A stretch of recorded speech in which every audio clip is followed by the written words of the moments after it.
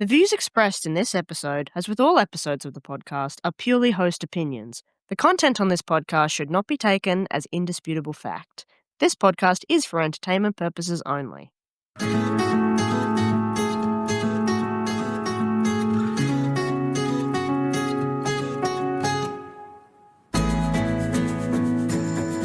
Hello and welcome to the Full Bottle Podcast, hosted by Citrus Australia's comms team, which is me, Rachel Hall, and lovely Sarah Porter. Hello, Sarah. How are we today? Hi, Rach. Yes, and welcome once again to our monthly podcast, which we're proud to say is seeing a lovely uptick in audience numbers, Rach, and monthly downloads. It's been great. Thank you to all of our audience members for helping us grow. The podcast hasn't just grown. E-news has grown, socials has grown, magazine audience has grown. Everything's up, and it's all thanks to all of you guys. If you're on our mailing list, you should have received or will be receiving our latest issue of the Australian Citrus News magazine, which is a massive edition. It's like about 10 pages more than what we usually do. Yeah, it is a big one, this one, isn't it? Lots of stuff from the Congress, lots of R&D pieces, some great photos of our award winners, including the cover, Tanya Chapman and Helen Agalidos. So have a look in your mailbox for that coming soon. Yeah, it's a big one. I think we clocked more than 50 pages for that magazine, didn't we, Rach? It's a good chunky one. So hopefully our listeners who are also our magazine readers will enjoy flipping through that one. We did want to remind our listeners that even if you're not on the mailing list for the magazine, you can always go on to Citrus Australia's website, citrusaustralia.com.au, and flick through the pages electronically of the most recent magazine. It is uploaded onto our website as soon as it starts to go in the mail. Just jump onto our website, go into the media section and drop down to the Australia Citrus News tab. It's all there, isn't it, Rach? It is. And like we were saying, our audience is growing. So if anyone out there is keen to advertise with us and would like to give us some money to put your picture in there, all of the info on that is on our rate card. That's also on that page, same page as the magazine, and it's super easy to have a look at. So check that out as well. That's right, Rach. So, okay, on to this month's interviewee, who is quite honestly probably one of our favourite people to work with, Emily Pattison. She is a horticulturalist with Queensland's Department of Primary Industries, and she specialises, and she is a specialist, in tropical fruit production systems. She's based in Mareeba in Far North Queensland. And she's been working hard most recently on a project that under Hortinno is called CT19011, which isn't a particularly sexy name for a project. It's otherwise called the Citrus Industry IPDM Extension Project. And it's just wrapped up after 4 years of hard work. And that's not the only thing that Emily's been doing. She's been working on a couple of projects within that and a couple of other bodies of work to help combat Oriental spider mites and mealybugs. And they're definitely not the only pests that we have issues with all across the country for all of our growers. All of us at Citrus Australia are very supportive of the R&D investments that Horn Innovation are contributing to that can help find pest control methods in all forms, but particularly those that aren't entirely reliant on agrochemicals. As many of you out there know, some of the most commonly used chemistry is currently being reviewed or will be reviewed by the APVMA. So research to find alternatives to some of those popular chemicals are very critical. Obviously, with some farms, they need to be completely pest-free. That can be a bit hard without chemicals, but it's always good to make sure that we're using them carefully and looking for some other options, which is what Emily is looking at. Yeah, it's pretty important work. So why don't we bring in Emily into our studio and get her to let us know what she's been doing to combat a couple of these nasty pests that are particularly prevalent up in her region.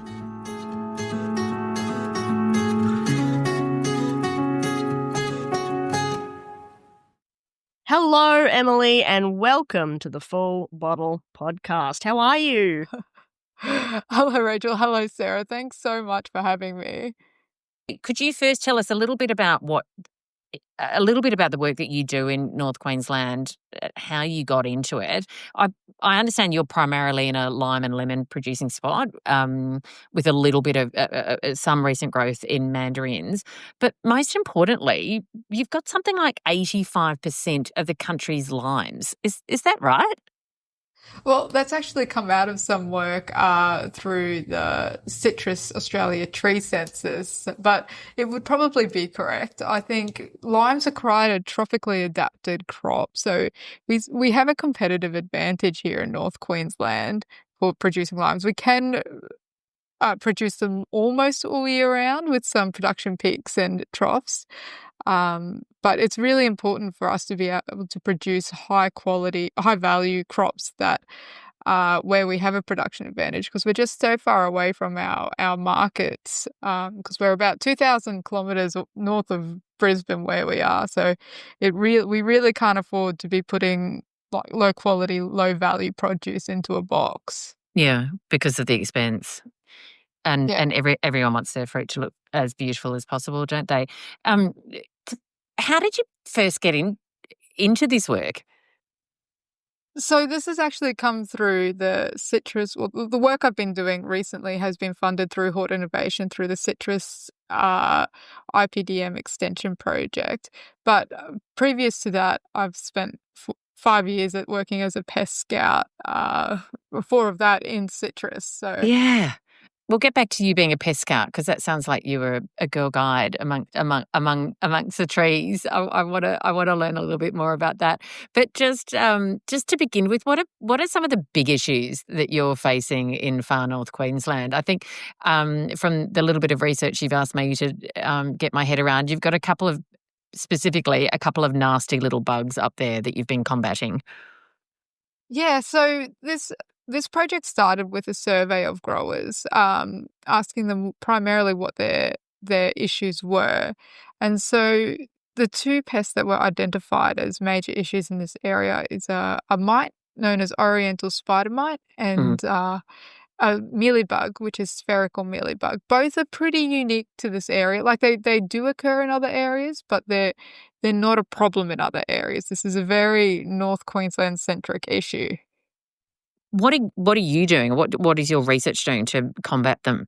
Basically, what we're trying to do with this project is we're trying to look at problems that the growers are having, which is causing downgrading of fruit, blemishing of fruit, and just general pest management anxiety. And we're trying to find ways to manage it that sort of think outside the box a little bit. So while we are still using agrochemicals as a control method, a perfect example is the Oriental spider mite. What we're using a fair few chemicals to try and control it, but 84% of growers still report that they're getting poor control of the pests. So I think this project's been about taking a creative approach to if we understand more about the pests, how can we change our management strategies?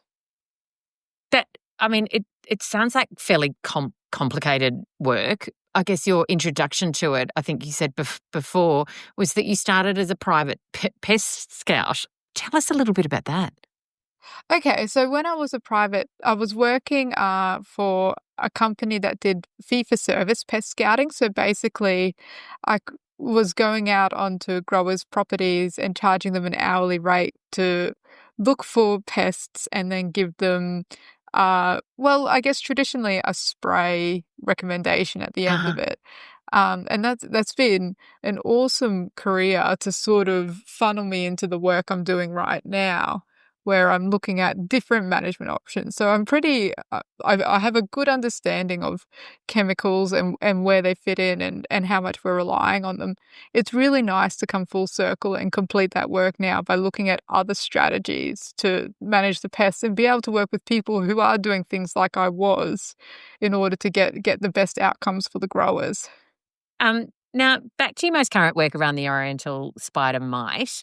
I understand that we can break that down into two different demos, and then we can talk about the release of Cryptolaemus for mealybug control.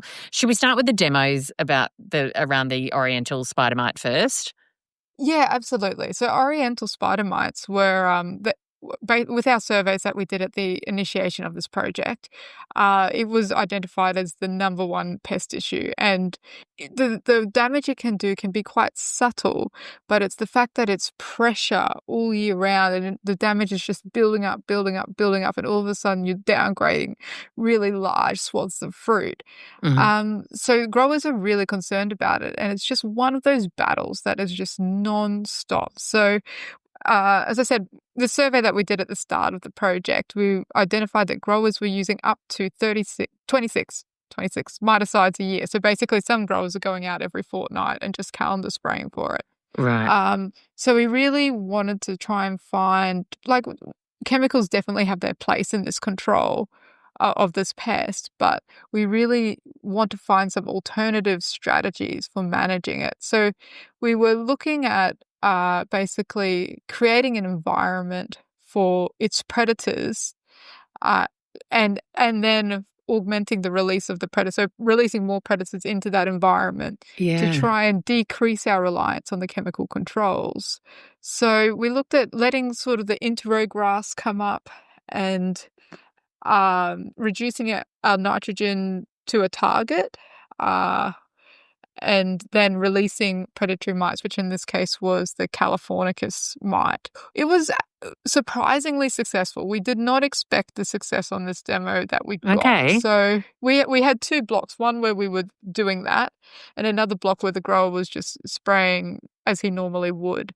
And so Yeah. we managed in our block that we were managing to get the miticides from 11 to 2 in a 4-month period, which is the primary the peak of the pest, which was running from September till about March.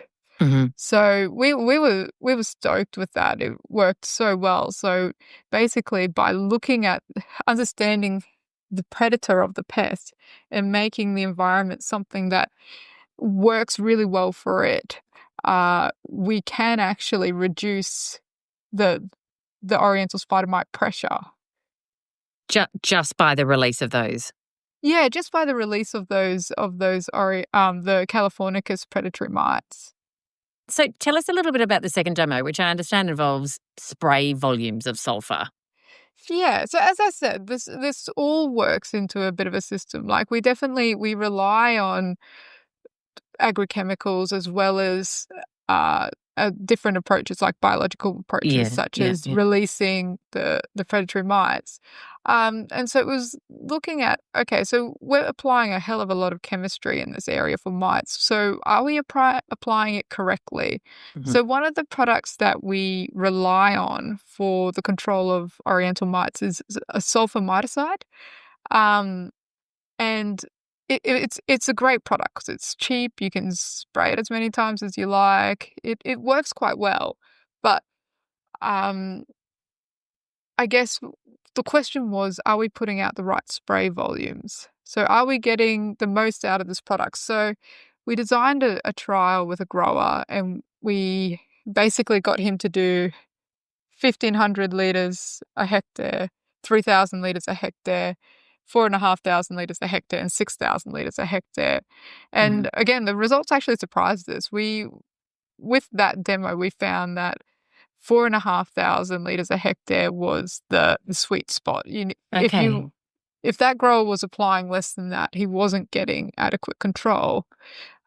Which is it's one thing to not get adequate control. Well, it takes a lot more time to apply 4,500 litres a hectare as it does to Yeah. 1,500 litres a hectare. Mhm. But if you're spraying 1,500 litres a hectare and you're still getting damage, you may as well not be spraying anything. Okay. So those are super important findings. Um, Now, I know one of the other things that you have raised, Emily, is, or that you sort of want to have a bit of a chat about, is if it's possible to combine predatory mite releases and sprays. Yeah, so I really see this as the next step, Sarah. Like we've proven that we can be getting better results from our chemical controls, and we've proven that we can use alternative approaches to controlling Oriental spider mite. Mhm. But I really see the superpower as combining all three, like your biological, your cultural, and your chemical approaches. We're not trying to control this pest without any chemicals at all. We want this to be something that's realistic for growers to adopt, and I think the best way to do that is by using all of the tools we have. Yeah. So is it, I mean, look, this is very layman, but is it like saying to someone, you need to combine exercise and diet to make something for our bodies work? You need to come at it with both sides of the equation. 100%. That's a great analogy. Okay. Good. Okay. So, what happens next about extending the findings that you've well, these findings to growers? I guess especially in cases where it goes against the norm, and what kind of tools do you need to help you? I guess cut through. Well, I think there's still a bit more work to do there, Sarah. So I think the classic example is the work with the spray volume. So I think the grower in order to spray 4,500 liters a hectare with his blower was traveling at about 0.7 kilometers an hour. The important part of this formula is that while we've got this data to show that 4,500 liters a hectare works better, reality is in North Queensland we have mostly small family farms who, if they're spending 3 times the amount of time on the tractor, it means they've got 3 times less the amount of time with their Yeah. families. So there's always another consideration there. So I think it's all about okay, so that's not gonna work for them. What Hmm. else can we do to get us closer to our goal so that this is something that growers can actually take to their own farms? Uh, So, yeah, well, looking at different approaches, like maybe we can improve the efficacy of sulfur with better adjuvants or something like that. Hmm. So, Yeah. yeah, it's adoption is there's always more work to do to make sure that we're making this easier for growers. Just on good IPM practice, to how do agrochemicals, I suppose, form a part of good IPM practice as a whole? Yeah, so when we talk about IPM or integrated pest management, we're talking about a three-pronged approach to pest management, being Hmm. biological things like releasing Californicus mites. We're talking about cultural things like letting your interrow grass come up or changing your spray volumes. We've got our chemical approach, which is basically applying a chemical to control the pest. And Hmm. really, we need to be utilizing all three. So it's not to say that agrochemicals don't form part of a sustainable pest control Hmm. system. They are really integral part of it. So, yeah, I think we still need to be doing work on agrochemicals if we want to get the best pest management results. Well, let's talk about the other thing that you're working on, mealybugs. Tell us about the kind of work that you're doing in terms of fighting mealybugs. The big one is Cryptolaemus, the predator that you guys have been putting out. Is that right? Yeah, that's right. So, mealybugs are another issue that we have in this area, and I like talking about this one a lot because it's been just one of those classic success stories where um, we've been able to get actually a better result by using biological controls, uh, and more cost effective. Um, so up in North Queensland, we have a unique mealybug called spherical mealybug, which is not one that the other regions seem to get. And it's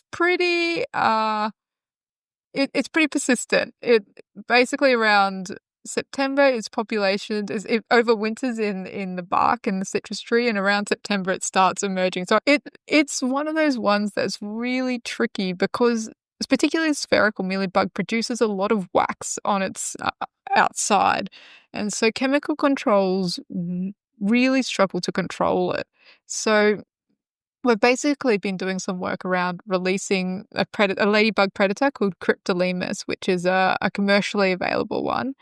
And it's all been a bit of a trial and error and tweaking a system. And so what we've settled on is that it needs to be done released early. So early September is, if you're going into late September, it's too late. And that's got to do with the temperatures up here. It just gets too hot for the Cryptolaemus, and the populations of mealybugs just start to get too high and it can't get on top of them. So early releasing is the key there. And we recommend some form of ant control before we release the Cryptolaemus, because that the ants will actually farm the spherical mealybug and protect it. But we've also seen it work without the ant control. So if that's going to be a part of the system that prevents growers from adopting it, we'd say don't worry about it. All right, no, that's really great to hear good news stories like that, especially in terms of promoting other methods for pest control. I've also heard of something called lacewings. I don't know if that had as positive a result, but can you talk to us a little bit about lacewings alongside Cryptolaemus? Yes. So lacewings was something we trialed as well. And lacewings are promoted as a great generalist predator. So Cryptolaemus are really mealybug specific, whereas lacewings will eat quite a fair few pests.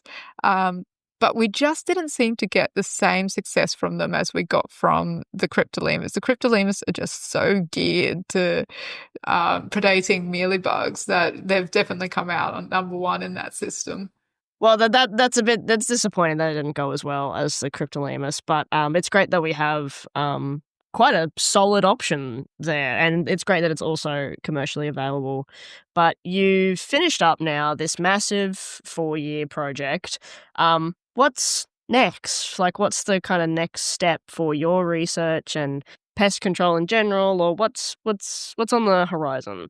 So I guess we're really stoked with the progress we made in this project, but as always, sometimes you create more questions than you answer. It definitely feels like we've opened up some areas where we could be doing some extra work and we could be creating some more knowledge, such as, can we be getting more out of our sulphur sprays with adjuvants? Can we create a system where we're integrating chemical control and biological controls for Oriental spider mites? And even in the case of Cryptolaemus, we're really encroaching on mainstream now. Like, growers are aware of it as an option, and a lot of growers are starting to use it. And it feels like if we just want to keep pushing that momentum. So we've put in a concept for a continuation of this project, because we really feel as though this work, if we can keep working on these things, that we can continue to get some great outcomes for the region.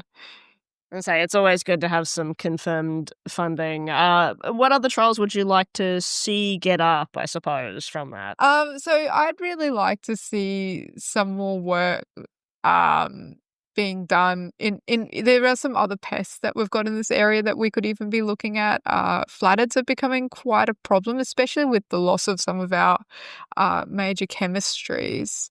We're starting to see, I guess, some gaps where we really need to fill.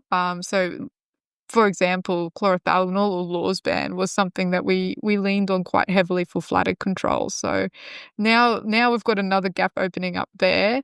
I think that's an area that needs a little bit more work. And fruit spotting bug is always a persistent issue in this area. So on top of continuing the work we're doing in Oriental mites and spherical mealybug, I think we're seeing more of a demand for and a need for integrated pest management. So I think, there's a fair bit left to do in that area.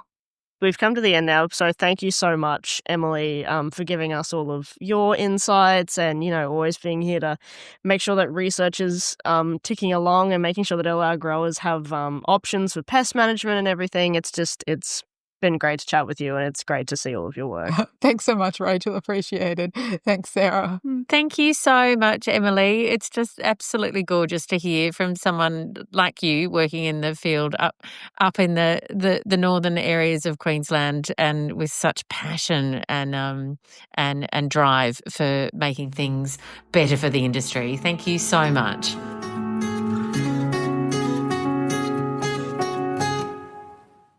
it's really good for us to have great people helping us in our industry, like Emily, with this growing interest in non-chemical pest control methods.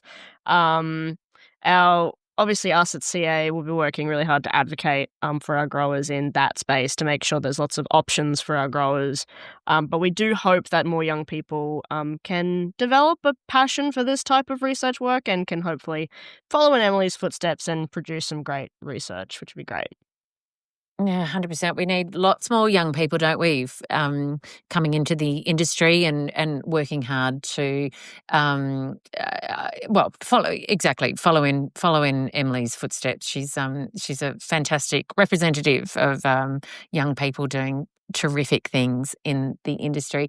Now, Rach, this is a very important podcast for you, isn't it? Because I'm very, very sad to say it's your last one with us. I know, there's probably some people listening that are yelling, "Oh my god, we don't have to listen to Rachel's voice anymore." But No. but nonetheless, it's been a really fantastic experience working here at Citrus Australia. And especially working with you, Sarah, on this podcast.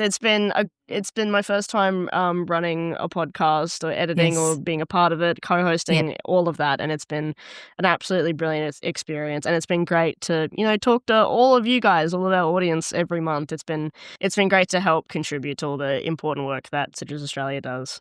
Oh, well, thank you so much for all your incredible work, Rach, and all the effort that you've gone to in building up these podcasts. We're getting some terrific numbers, as we said earlier, and you will be extremely, extremely missed. Thank you, Sarah, and so will you. I will miss all you guys very, very much. But I guess that's it for June, and I will see you guys when I see you. Bye! Thank you, Rach.